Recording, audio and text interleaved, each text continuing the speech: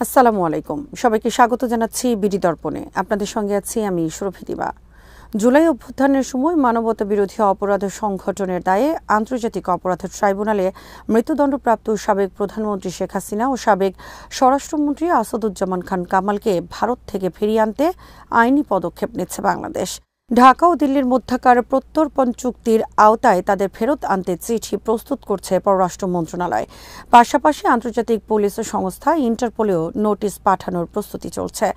ভারতকে চিঠি পাঠানোর বিষয়টি সাংবাদিকদের জানিয়েছেন পররাষ্ট্র উপদেষ্টা মোহাম্মদ তৌহিদ হোসেন। শেখ হাসিনাকে প্রত্যর্পণের চিঠির সঙ্গে রায়ের অনুলিপি পাঠানো হবে কিনা জানতে চাইলে তিনি বলেন, বাংলাদেশ রায় পাঠাবে না, নোট ভার্বাল হিসেবে পাঠানো হবে। বাংলাদেশ ও ভারতের মধ্যে বন্দি বিনিময় সহজ করতে 2013 সালের 28 জানুয়ারি বন্দি প্রত্যর্পণ চুক্তি হয়। এর প্রায় আড়াই বছর পর প্রথম বন্দি হস্তান্তরের ঘটনা জানা যায়। 2015 সালে 24 ঘণ্টার ব্যবধানে হস্তান্তর করা হয় অনুপ চেটিয়া ও নূর হোসেনকে। এর প্রায় এক যুগ পর প্রত্যর্পণ চুক্তি আলোচনায় এলো ভারতে আশ্রয় নেওয়া ক্ষমতাচ্যুত প্রধানমন্ত্রী শেখ হাসিনার মৃত্যুদণ্ডের রায় ঘোষণার পর।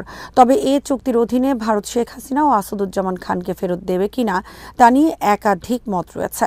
বাংলাদেশ মনে করে, ভারত যদি সততার সঙ্গে এই চুক্তিকে দেখে তাহলে ভারত অবশ্যই তাদের ফেরত দিতে বাধ্য। কিন্তু ভারতীয় বিশ্লেষকদের কেউ কেউ বলছেন, ভারত শেখ হাসিনাকে প্রত্যর্পণ করবে না, কারণ তার বিরুদ্ধে আদালতের সিদ্ধান্ত প্রত্যাশিত ছিল। ভারত তার দীর্ঘদিনের মিত্রকে মৃত্যুর মুখে ঠেলে দেবে না। তবে দণ্ডাদেশ পাওয়া আসামিদের ফেরত না দিলে দিল্লি কূটনৈতিক টানাপোড়েনে পড়বে বলে মনে করেন কয়েকজন ভারতীয় কূটনীতিক। ঢাকায় পররাষ্ট্র মন্ত্রণালয়ের কয়েকজন কর্মকর্তা জানান, গতকাল মন্ত্রণালয়ের লিগ্যাল অ্যাফেয়ার্স অনুবিভাগ ভারতের জন্য প্রস্তুত করা নোট ভার্বালের আইনি সব দিক চুলচেরা বিশ্লেষণ করেছে। এটি প্রস্তুত করার পর দিল্লির উদ্দেশ্যে পাঠানোর জন্য পররাষ্ট্র উপদেষ্টা ও পররাষ্ট্র সচিবের ছাড়পত্র নেওয়া হয়েছে। যদিও এর আগে 71-এর মানবতা বিরোধী অপরাধের দায়ে দণ্ড পাওয়া 62 জনকে ইন্টারপোলের মাধ্যমে দেশে ফেরানোর জন্য অনেক চেষ্টা করেও সফল হয়নি তৎকালীন সরকার। সাংবাদিকদের এক প্রশ্নের জবাবে প্রসিকিউটর গাজী তামিম বলেন, রায় ঘোষণার 30 দিনের মধ্যে আপিল না করলে দণ্ডপ্রাপ্ত শেখ হাসিনার আপিলের সুযোগ থাকবে না। যদি তারা 30 দিনের মধ্যে আপিল না করেন তাহলে তারা গ্রেফতার হলেই রায় কার্যকর হবে। পলাতক এ দুই আসামির বিরুদ্ধে আগেই একটি গ্রেফতারি পরোয়ানা সহ রেড নোটিশ জারির আবেদন করা আছে। এখন গ্রেফতারি পরোয়ানার পরিবর্তে কনভিকশন ওয়ারেন্ট বা সাজার পরোয়ানা দিয়ে ইন্টারপোলে আরেকটি নোটিশ জারির জন্য পররাষ্ট্র মন্ত্রণালয়কে জানানো হবে। মন্ত্রণালয়ের মাধ্যমে তা ইন্টারপোলে যাবে। এ নিয়ে এরই মধ্যে কাজ শুরু করেছে ট্রাইব্যুনালের প্রসিকিউশন বিভাগ। গাজী তামিম বলেন, পুনর্গঠিত আন্তর্জাতিক অপরাধ ট্রাইব্যুনালের প্রথম রায় সোমবার ঘোষিত হয়েছে। এ রায়ের একটি সার্টিফাইড কপি যা পাবে প্রসিকিউশন, একই সঙ্গে গ্রেফতার হওয়া আসামিও পাবেন। এছাড়া পলাতকরা যদি 30 দিনের মধ্যে আত্মসমর্পণ বা গ্রেফতার হন তাহলে তারাও বিনামূল্যে একটি কপি পাবেন। কবে নাগাদ রায়ের কপি পাঠানো হবে এমন প্রশ্নের জবাবে প্রসিকিউটর বলেন, কিছু দাপ্তরিক কার্যক্রম সম্পন্ন হলেই যথাযথ কর্তৃপক্ষের কাছে চলে যাবে। মানবতা বিরোধী অপরাধের মামলার বিচারে ক্ষমতাচ্যুত প্রধানমন্ত্রী শেখ হাসিনা ও সাবেক স্বরাষ্ট্রমন্ত্রী আসাদুজ্জামান খান কামালের মৃত্যুদণ্ডাদেশ হয়েছে। তারা দুজনেই ভারতে আছেন। অপর আসামি রাজসাক্ষী সাজাপ্রাপ্ত সাবেক আইজিপি চৌধুরী আবদুল্লাহ আল মামুনের 5 বছর সাজা হয়েছে। আইন অনুযায়ী দণ্ডিত পলাতক ব্যক্তিদের আপিল করার সুযোগ নেই। আপিল করতে হলে 30 দিনের মধ্যে তাদের বিচারিক আদালতে আত্মসমর্পণ করতে হবে। তারপরই তাদের পক্ষে আইনজীবী আপিল করতে পারবেন। আর আইনি প্রক্রিয়ার শেষ ধাপ হিসেবে চৌধুরী আবদুল্লাহ আল মামুন রায়ের বিরুদ্ধে আপিল করার সুযোগ পাবেন।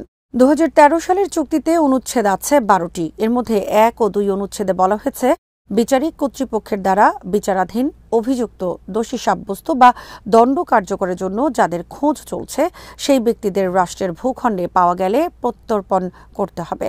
তবে অপরাধটি হতে হবে রাষ্ট্রের আইনে ন্যূনতম 1 বছরের কারাদণ্ডযোগ্য।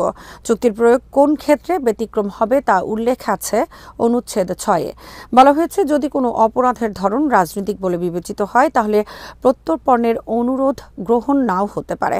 তবে হত্যা, হত্যার প্ররোচনা, অপহরণ, বেআইনিভাবে জিম্মি করা সহ 13 ধরনের অপরাধ রাজনৈতিক হিসেবে বিবেচিত হবে না। প্রত্যর্পণ না করার ভিত্তি সম্পর্কে বলা হয়েছে অনুচ্ছেদ 8-এ, যাকে ফেরত চাওয়া হবে তিনি যদি অপরাধের মাত্রা, অপরাধ সংঘটিত হওয়ার সময় কিংবা অভিযোগটি ন্যায় বিচারের স্বার্থে আনা হয়নি এসব বিষয়ে সন্তোষজনক ব্যাখ্যা দিতে পারেন, তাহলে আশ্রয় দেওয়া রাষ্ট্র প্রত্যর্পণ করতে বাধ্য নয়।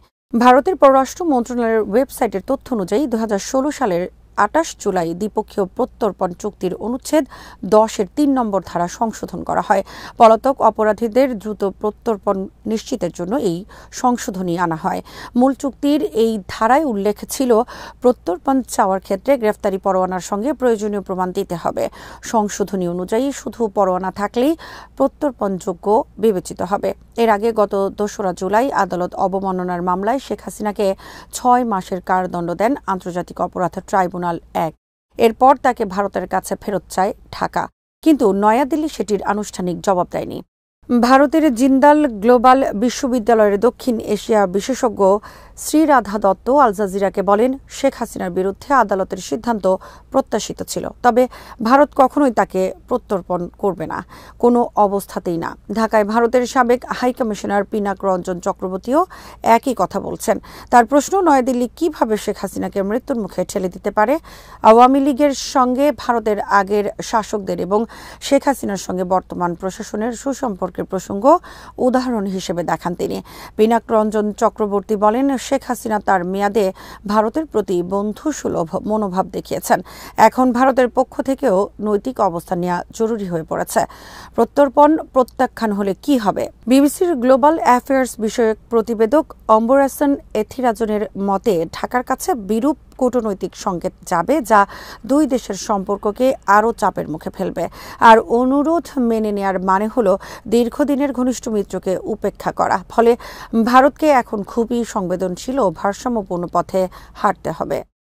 জুলাই গণহত্যা সহ বিভিন্ন মানবতা বিরোধী অপরাধের দায়ে মৃত্যুদণ্ডপ্রাপ্ত শেখ হাসিনা ও আসাদুজ্জামান খান কামালের মামলার রায়ের অনুলিপি আজকালের মধ্যেই স্বরাষ্ট্র মন্ত্রণালয়, পররাষ্ট্র মন্ত্রণালয় ও ঢাকা জেলা ম্যাজিস্ট্রেট কার্যালয়ে পাঠানো হবে। পাশাপাশি রায়ের কপি যাবে ঢাকা কেন্দ্রীয় কারাগারে ও আইজিপি কার্যালয়ে। রায়ের কপি পাবেন দণ্ডিত রাজসাক্ষী সাবেক আইজিপি চৌধুরী আবদুল্লাহ আল মামুনও। 2-1 দিনের মধ্যে 453 পৃষ্ঠার রায়ের এই কপি পাঠানো হবে বলে জানিয়েছে ট্রাইব্যুনালের রেজিস্ট্রার কার্যালয়। শেখ হাসিনার বিরুদ্ধে দায়ের হওয়া আন্তর্জাতিক অপরাধ ট্রাইব্যুনালে আরও 3টি মামলা তদন্তাধীন। ক্ষমতায় থাকাকালে গুম, অপহরণ, হত্যা চেষ্টা ও সহিংসতার অভিযোগে দায়ের করা মামলায় শেখ হাসিনাকে নির্দেশদাতা, হুকুমদাতা ও পরিকল্পনাকারী হিসেবে প্রধান আসামি করা হয়েছে। এছাড়া দেশের বিভিন্ন থানা ও আদালতে রয়েছে 586টি মামলা। দুদকের দায়ের করা মামলা রয়েছে 6টি। আজ এখানেই শেষ করছি।